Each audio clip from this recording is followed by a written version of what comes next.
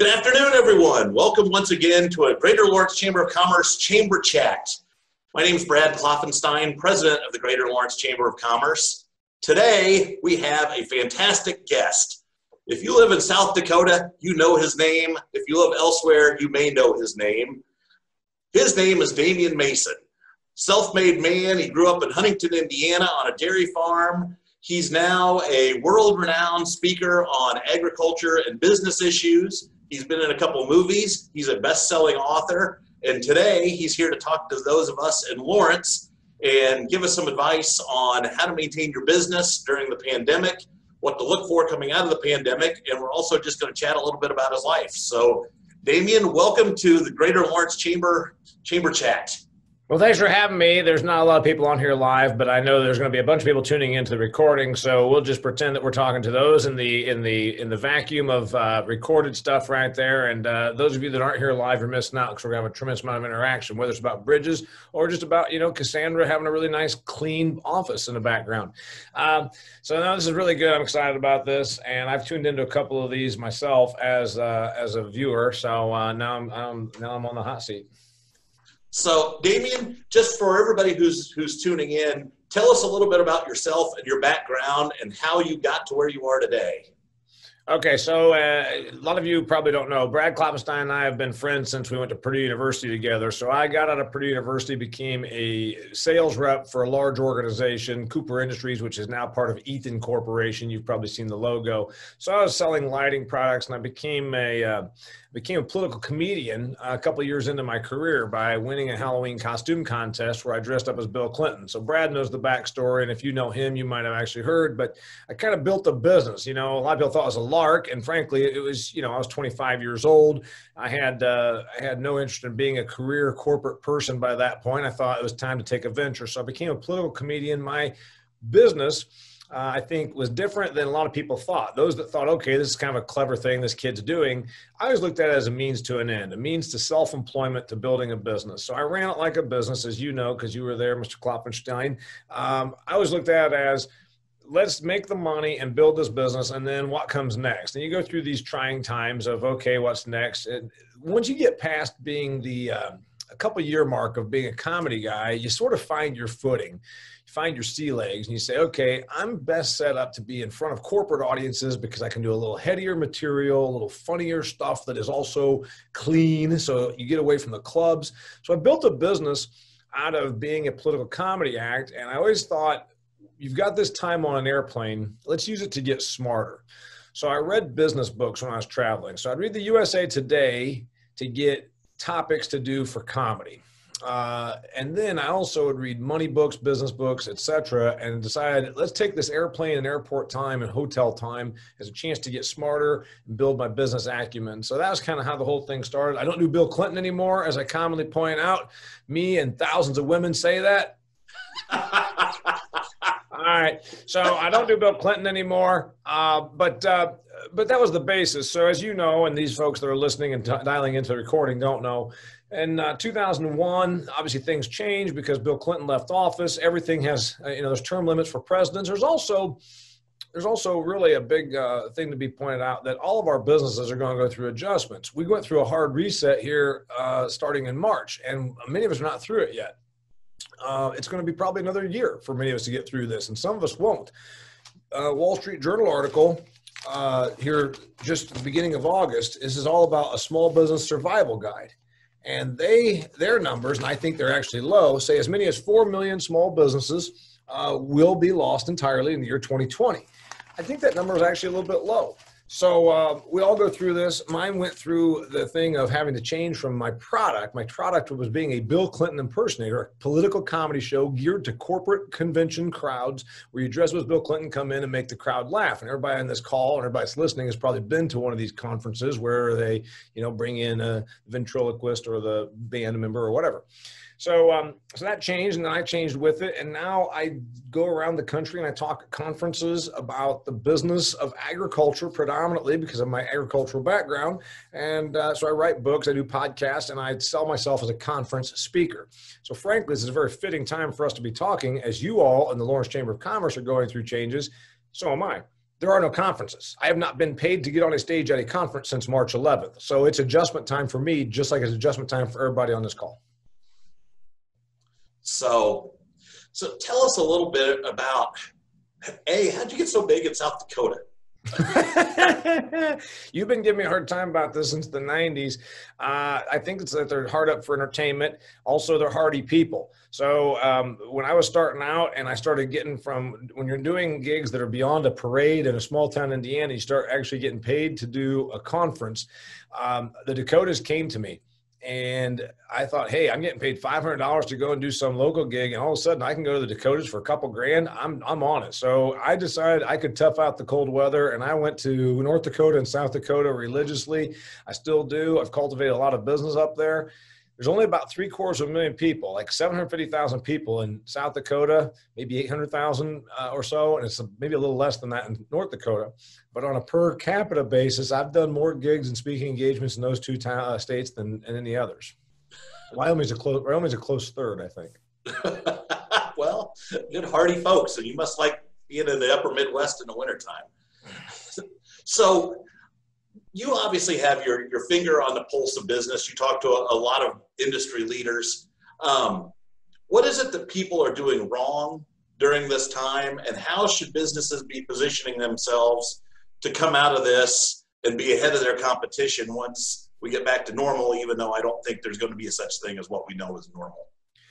Yeah, so I'm going through my own adjustments, but I reach out to clients. One of the things I do is, after 26 years, I've tried to make sure that I have a certain handful of clients or people that I have done business with that will take my call. And then it might be peers also. Like, I got a friend that he and I are looking at doing a little venture together. He's an agricultural entrepreneur from Alberta. He started like 15 businesses. He and I'll have a call like once every month or so.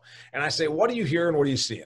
And so it's all about the observation. You know, the comedy background taught me everything begins with observation, because you guys can write this down. This is a business lesson for everybody on the call. Comedy is very simply boiled down to, it's observation with then point of view and perspective, deliver with a punchline. Observation, point of view and perspective, deliver the punchline. So everything begins with observation. So if your business came up doing political comedy, you learn to start with observation. I try to do a lot of observing, do a lot of stuff on social media. I listen to people, I watch people, I watch a little bit of the mainstream media as best I can, and I read the Wall Street Journal, and I try to read a few magazine articles per week.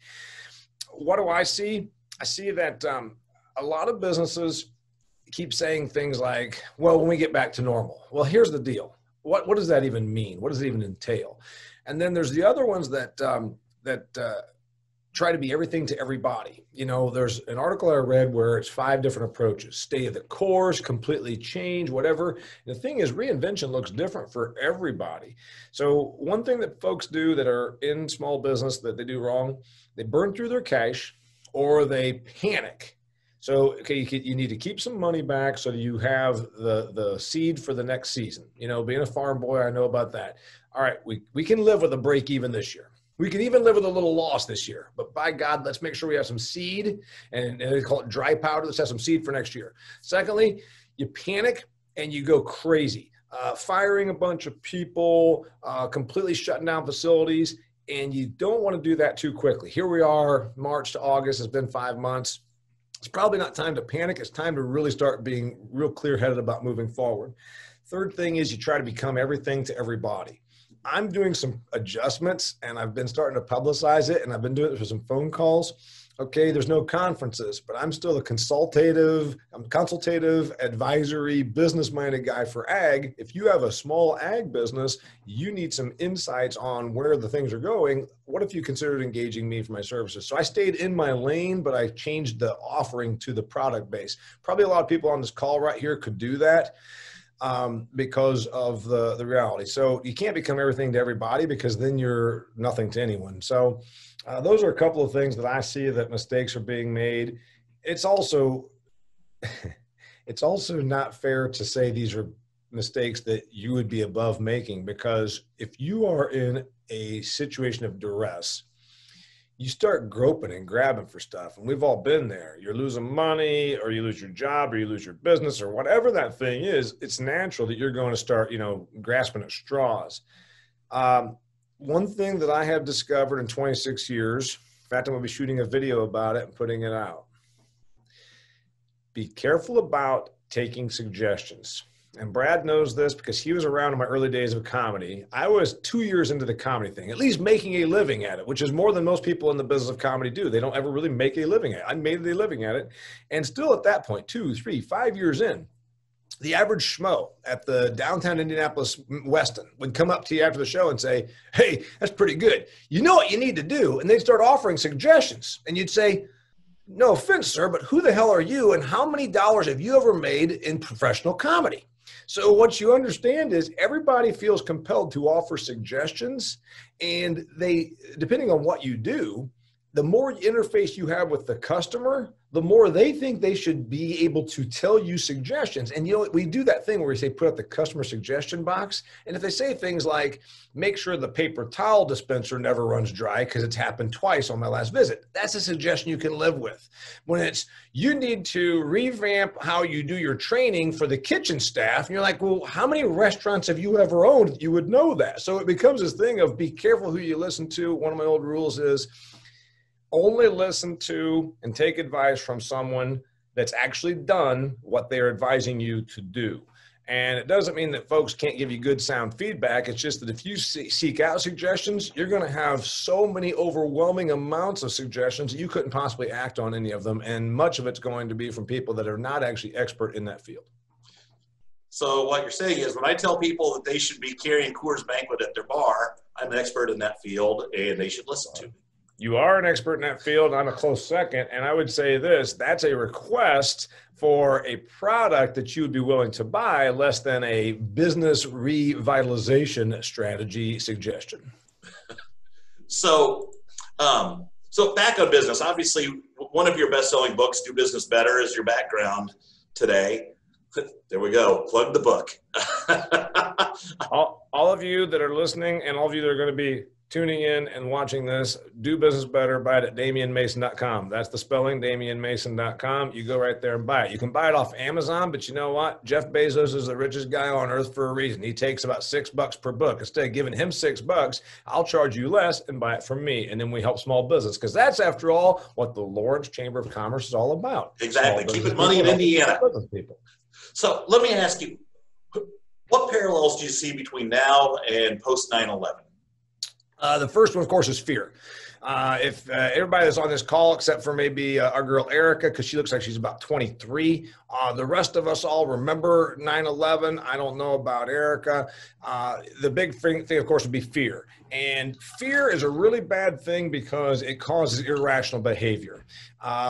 You know, I don't know if the looting and the rioting and all that is a direct correlation to fear. It's also, I think, unfortunately been politicized. It's been backed by different factions and all that. But on a normal day-to-day basis, folks don't get out of control and just start throwing rocks through windows, at least not maybe at the level that's happening right now. Fear is a base level human emotion. You know, it kept us from being eaten by the saber-toothed tigers when we were cavemen and cavewomen. So that's probably real, that it exists within all of us. But the biggest thing would be, after 9/11, people were terrified. And you know this, our friends that are on the call do not know it. About 4 days after 9/11, maybe 5 days, when plane travel resumed, the first day, maybe it was the second day, that they decided to open up the skies again, I got on an airplane and went to Des Moines. It was a plane that would hold 132, 136 people. There were about 5 of us on there. And the flight attendants came around and thanked each of us for having the courage to go back to the skies, and they were about crying. So there was a great deal of fear in the marketplace. After 9/11, there was fear and uncertainty. Right now, it's the exact same, fear and uncertainty. And there's a reason, Brad. If you read the business stuff like I like to do, one of the things they always talk about, they call it the Consumer Confidence Index. We talk about sales. We can talk about business is good because McDonald's sold more or Walmart sold more or whatever. Those are sales. Those are real dollar numbers. But another thing that we do when we talk about the economy is what we call the Consumer Confidence Index. It has nothing to do with actual numbers other than they put a number on the consumer's confidence, which is about feeling, which is about optimism, which is about lack of fear. So right now we have fear and uncertainty, and that is the biggest driving force. If your business if you want to try and help other people get through their fear, that will help your business. One of the things that we're doing right now, we've actually, for the first time, we have clients calling now about winter conferences. We're saying, yes, we'll be there. And then somebody said to my wife, who helps me with my business, well, if he's not afraid to come in real life, we'd like to, in January, actually get back to having people at our sales conferences. And she says, Damian's not afraid. And Damian will come there. And this is what we'll do. So if that's instilling confidence in them to help that consumer confidence index, and then, of course, we say, and if it's really something you're concerned about, we will not. Every client we've had that had to postpone, we gave them the chance to just apply that money down the road. So don't be fearful about losing your money by doing business with me. Don't be fearful that I won't show up, and don't worry that I'm fearful. So I try to instill confidence. You guys can do the same thing. Back to that 9/11 thing, a story that I've told before that everyone in this room can appreciate. We went to the top of the Empire State Building. I was in New York City for some business, December after 9/11. So only 4 short months after those buildings came crashing down and everybody saw the horrific imagery. Usually get to the top of the Empire State Building, it's like a 4-hour wait. My wife, Lori, and I are in New York for some business. I said, I want to go up there. And everybody said, you're not afraid to do that? I said, no, I'm not afraid to do that. It took 5 minutes to get to the top. It was mostly the elevator ride, no standing in line, no nothing. We got to the top. A little Asian woman that ran the gift shop came up and about cried because there's like 4 of us at the top of the Empire State Building. And she said, thank you for coming. Thank you for coming. Still good country, still great city, still great country. And that's the thing that I think we got to do right now for our customer base. Thank them for coming. Tell them still great country, still great city, still great economy, still great customers, still great people, whatever that thing is that instills confidence, because it goes back to confidence and a dose of feel good. So I know that when we talked yesterday about what we're going to talk about today, one of the things I mentioned was meeting people where they are. And so when I say that, what, half of the white collar workforce, maybe more, is still working at home. People aren't getting out of their houses like they were. For somebody who's got a business where business-to-business networking is key, how do you get out and meet people where they are, i.e. in their homes, or somehow get them to engage? And some of that is selfish. As a chamber, we're having a hard time getting our members to re-engage in chamber activities. Obviously, a core purpose of the chamber is to bring people together. Typically, that's at events. So how would you suggest you kind of reinvent that so that people are comfortable in meeting and then also re-engaging? I found that when people work from home, they seem to disengage from things like the chamber and the Rotary and some of those other outside events that they would typically go to after work or on their lunch. This whole thing caused us to do a couple things. First off, to prove that left thrown devices, many of us will never get out of our sweatpants, never take a shower, and sit around and just look at a computer all day. I mean, look at Ross. He actually is not wearing pants right now. I can tell Ross right now is not wearing, he's going to show us that indeed he wasn't. So one of the things that we have seen is that left to their own devices. Also, they talked about the coronavirus 15, where people are putting on weight, because I've always worked from home and most people have not. I'm either on an airplane, on a stage, or at home, or my farm, or whatever, but I don't. Apparently some people are so unused to the undisciplined that they just every 10 minutes get up and go to the refrigerator and, grab a snack or get some Oreos. So we've kind of proven that. We've also proven that there is a certain level of homebody. Now, the thing is, it's not very good after a while, as we've said. You've read the articles, and so have I, about the mental state. Humans are social beings. I don't believe that this is the new normal, because at some point there's a sort of a realization. The old story about Robinson Crusoe, that's based on a true guy that apparently was unruly on a boat. And so they just dropped him off on a island in the Pacific Ocean out west of South America. That's a true story if you read about it. Hell, they went and picked him up. Somebody picked him up a year or two later and discovered he's eating goats. He's got goats as pets. He's like a mountain man, but he spoke gibberish, because if you don't have anyone you're speaking to in your actual tongue, you stop speaking correctly. Your diction goes away. Well, we're not to that point yet through Zoom calls, etc. But we're going to have a bunch of folks that are getting to be like kind of Robinson Crusoe out here, except for they're fatter and they've just been sitting around in their sweatpants watching the TV or the Zoom call. So I'd say that we got to get back to some level of social interaction. As you've seen, if this was a live meeting and a lunch event for the Lawrence Chamber, there would be a tremendous amount more people here. There's a lot more ability to check out, and we allow our customers to check out. And that's the challenge that we're going to face as business people. If you say, hey, I'd like you to go ahead and meet me on Zoom, they're tired, they're zoomed out. And so if you said, hey, would you meet me for lunch? That's a different story. So face-to-face business is still, I think, real. It's too easy to check out. One of the things that we talked about when I say meet them where they are, it's not just the face-to-face and all that. I think it's where they are psychologically. 2 examples. The media, if you tune into any of the morning news shows, if you want to call them news, they're all sitting in front of the bookcase in their house, as apparently everybody that's on TV has a bookcase in their house. And they will say things like, now that we're all staying home, now that none of us are leaving the house. And I'm like, well, hell, I'm not staying at home and not leaving the house. We have this tendency of always thinking, and the media is the worst at it, that everybody is in your boat. You know, I'm not in your boat. I shot a video a couple of months ago. It got huge reviews. I put it all over social media. And I said, stop telling me we're all in this together. I don't want to be in this at all. I sure as hell don't want to be in it with you if you think we're all in this together, because a bunch of these people have normal jobs. You know, I'm not being mean, but a government employee is a lot more easy to say we're in this together than a self-employed small business person like me. A government employee did not take any pay change. Their benefits stayed the same. Their pension, all their vesting stayed the same. The only difference for them is they got paid to sit at home and make jigsaw puzzles with their children, which is all very good for the family. But to pretending that we're all in the same boat, we're not all in the same boat.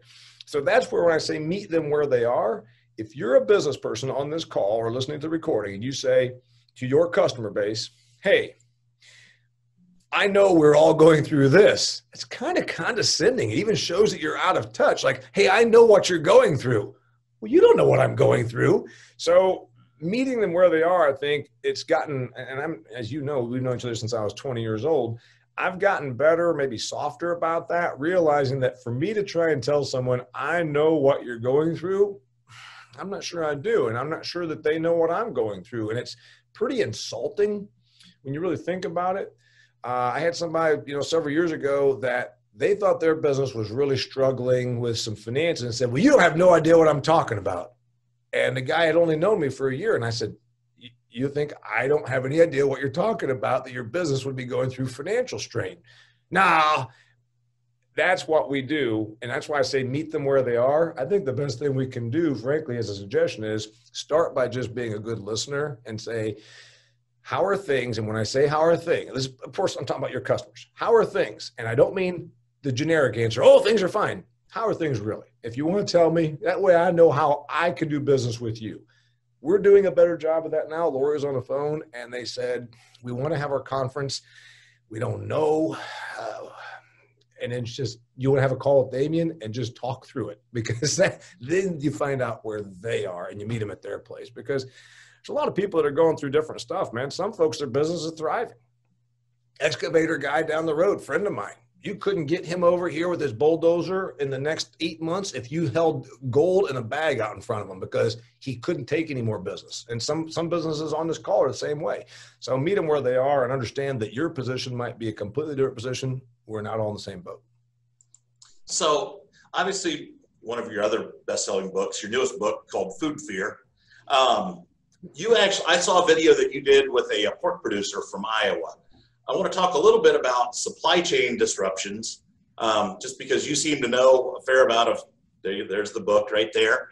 You know a fair amount on supply chains, especially in agriculture. I know I still see a lot of empty shelves when I go to the stores. I just heard a story this morning that my beloved Dr. Pepper is having supply chain issues. I'm not sure how I'm going to survive that. But how long is it going to take to work through some of these issues, especially when it comes to our food? Yeah, it's a real struggle. So yeah, it's true. A lot of my business I do is in agriculture. So if you're tuning into this podcast or listening to this webinar, just don't worry about the field. Don't worry about the apply it to your business because it's all really the same thing. The pork folks, they were really in a heck of a bad way around Easter time. We started shutting down meat processing plants. Some of you guys read about that. And then as soon as I saw the first place, it was the one in Sioux Falls, in fact, that processes 5% of our country's pigs. I said, oh God. And I read that and I ran back in. Lori and I just finished Easter dinner. I said, I'm gonna hold up the Easter ham and I want to shoot a video. Lori, you hold the camera. And she says, what? And I predicted we're going to have runs on pork. We're going to have runs on meat. There's going to be prices that are going to jump probably in the 10%, 20% range in the next week or so. And she's like, how can you predict all this? I said, because of all things, that thing runs like a very, very, very tight, it's like a straw. You don't have an air bubble in the middle of your straw if you're still allowed to drink from a straw and you're not in California where they're banned, of course. If there's liquid coming into your lips, and there's liquid in that glass that you're drinking out of, there's liquid in that entire straw. If you put an air bubble in there in the middle of that, it's going to cause you to have a hiccup. And that's exactly what happened on our pork supply chain. So if 5% of the processing doesn't happen, you're going to have some problems. And that happened, of course. And it's not just in pork. Luckily, we've worked through that. And then people said, but why don't they just let the pigs sit around? Well, that's not... It's not like you can just put them in your living room. The barns are full, the trucks are full, So it's like people didn't get that about agriculture. I said, you don't understand. Those pigs, there's little ones coming out of a sow, which is a mama pig for those of you who are not ag people. And those little piglets come out of the mama sow and they go right into a system. And then they get put on feed. And then they get fed till they're 278 pounds. Then they go to a processing facility. They get made into ham and pork chops and bacon, blah, blah, blah. And every day that's happening, there's a little one coming out of a sow and another one going onto your plate. It's that whole thing. Not just happening in pork. You just brought up an interesting topic. This is an article I just read at lunchtime. How to run a bike shop without bikes. This is out of the Wall Street Journal. This is actually I've heard a little bit about there being a bike shortage as well. So there's a bike shortage. Another article that I read here this week, tents, camping gear, running shoes, outdoorsy stuff, and also RVs they're not a shortage, but they are in shorter supply. So if you want to buy an RV right now, you'd be making a bigger price pay than you would if you had just bought an RV in February. Anything outdoors, a lot of people are still actually afraid of the virus thing, and they kind of have flex time because they're being paid to not have to go to their office. So they're like, you know what, I think we should do something. Now, whether they use the equipment or not is a different story. There's lots of people that have rowing machines and all sorts of exercise equipment they don't use. But you can't get bikes. Haven't been able to get bikes since spring. Article about this guy right here. And this is about supply chain. A lot of it comes from China. And now he's looking at what he can do to keep afloat. And this is the struggle for some of us. If we need stuff to do our job, we're going to probably be in a fix for a while because the situation with China is tenuous and is not probably getting any better. We have an election coming up in November, and that's been dictated by a lot of stuff.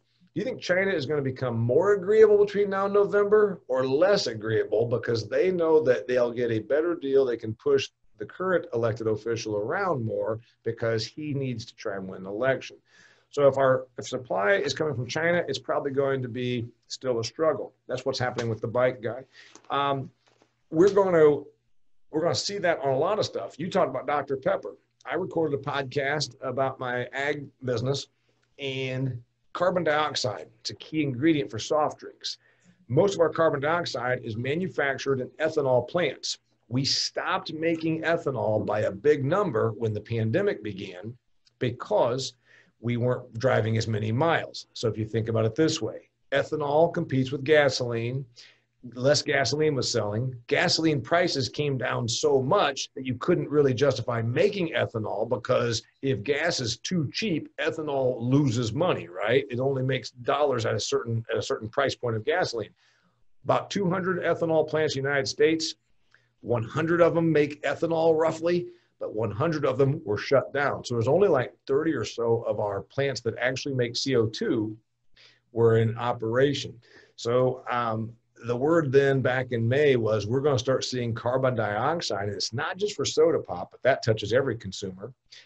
Healthcare. Every hospital you drive by has about a tank about as big as a semi-truck tank of CO2 because of all of its application in healthcare and in manufacturing.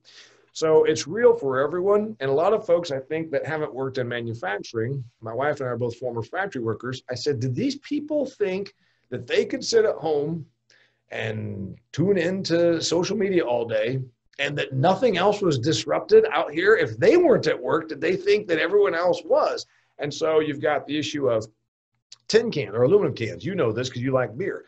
Our buddies in the beer business, right now, beer is selling more than it has, but it's not selling through taverns and restaurants because they are not open or people are not going as much. So the beer is being consumed more in cans. So therefore, you can't get cans at the brewery because we're buying so many cans. So there's still plenty of beer. It's not going into kegs. It's not even going into as many bottles. It's going into cans. So there's a shortage of cans. These supply chain things are probably 12 months out. Wow. So we've got some people here. I'll use this as an opportunity to take questions from anybody, if anyone has questions.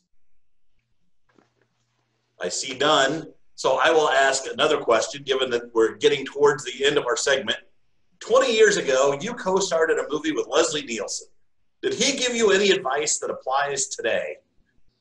Gave me 2 pieces of advice. One of them I talk about in my book, Do Business Better. He said, Damian, do you want to be a successful actor? And I said, yes. He said 2 words, get better. And that's something we can all live with. Ross, you want to be successful? Eric, you want to be successful? Cassandra, you want to be successful? Everybody else listening out there in TV land, you be successful, get better at what you do. Another thing, he said, less is more. You know, when you're excited, you're also a little intimidated. I was not a trained actor. I became an actor sort of, kind of, because of my comedy background. It can be a little intimidating when you're on the set with, you're saying, okay, who is this woman? Oh, she's got her own TV show in Germany. Well, who's this hot blonde chick? Oh, well, she's a pop singer with TV credentials in France.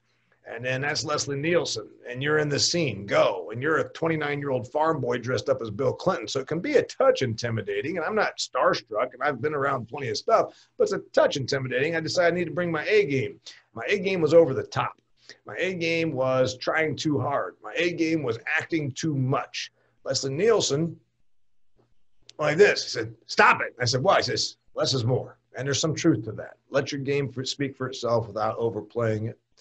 Hey, I want to give you another thought when you get to your next point. I want to tell you something interesting out of this that we can all appreciate that I thought was a good lesson for us to go away with. But go ahead. Is there anything else? Okay, go right ahead. We're to that point. Okay. So the article that I thought was neat for us, like I said, you can look it up. It's from the beginning of August. So it's the neat part about it was that we're all business people. And like I said, whether you're on live or not, this is a really good take because the author is a journalist. But he's going to a guy that owns 2 bike shops in the Detroit metro area in Michigan.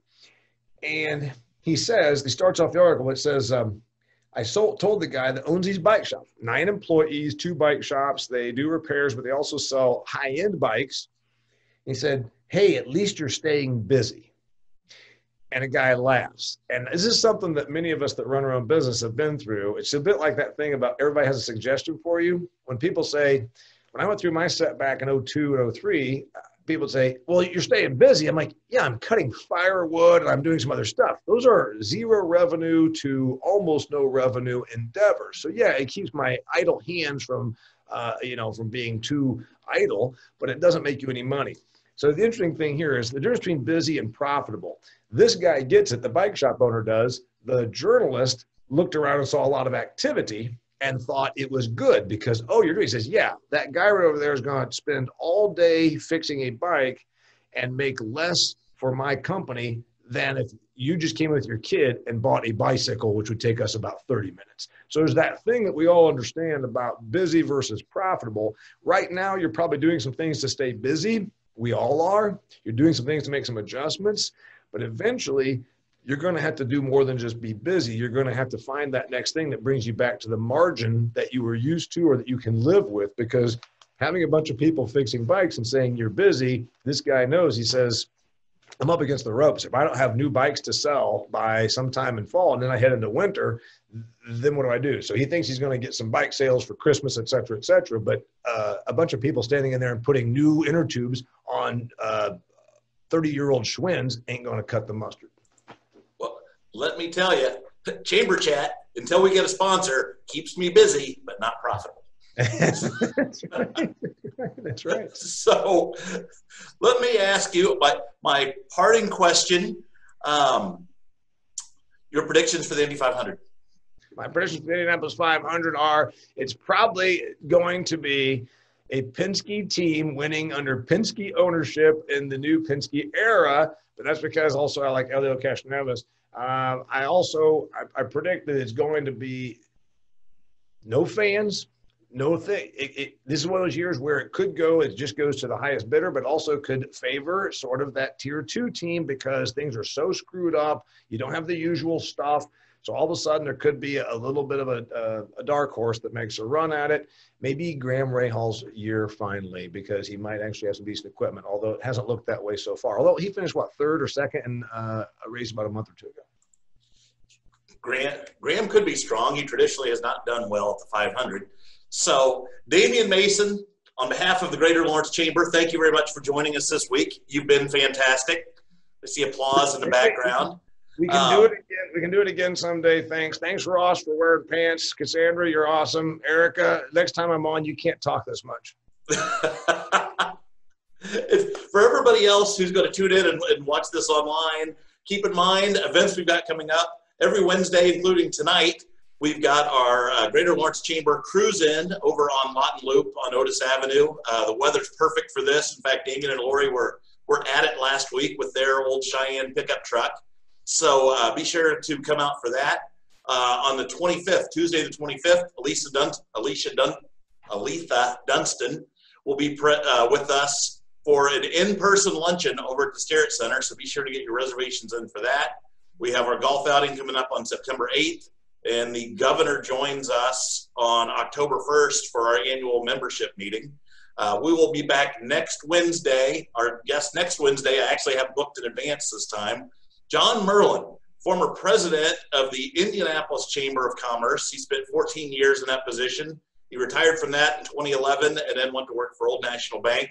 He is going to join us, and he's going to talk a lot about his career and a lot about what chambers can be doing, especially in this time, to increase their viability. So thank you all for joining us, and we'll see you all next week.